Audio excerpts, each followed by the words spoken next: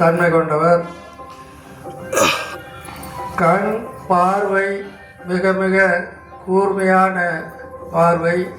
இங்கே அனைவரும் படிப்பதற்கு கண்ணாடி போட்டுக்கொண்டு படிக்கின்றோம். சாமி அதெல்லாம் இல்லை, ரொம்ப தெளிவாக பேசுகிறாங்க.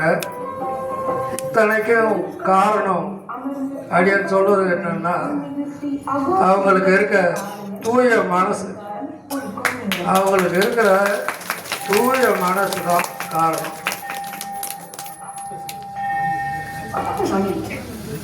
இங்கே 5000க்கும் மேற்பட்ட சிஷ்யர்கள் இருக்கின்றார்கள்.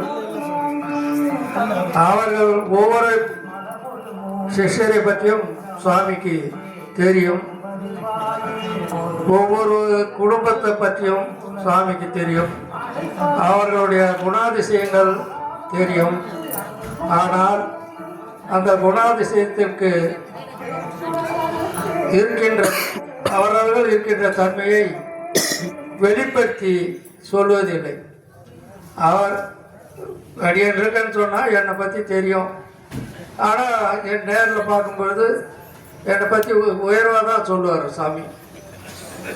எவ்வளவு தவறாக சில நேரங்களில் செய்தாலும் கூட அதை உயர்வாக பேசுகின்ற தன்மை கொண்டவர். நிறைய புத்தகங்கள், வைணவ புத்தகங்கள் நிறைய எழுதியிருக்காங்க. 52க்கு மேற்பட்ட புத்தகங்கள் மொழிபெயர்த்து ஆங்கிலத்திலும் தமிழிலும் மொழிபெயர்த்து செய்திருக்கின்றார்கள். இன்னும் அவர் நிறைய திருப்பாவை பாசுரத்தில்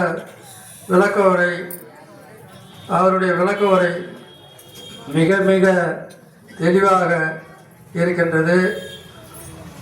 திருப்பாவையில் ஆண்டாள் நாச்சியார் நிறைய குடும்பத்திற்கு, பெண்களுக்கு நிறைய செய்திகளை சொல்லியிருக்கின்றார்.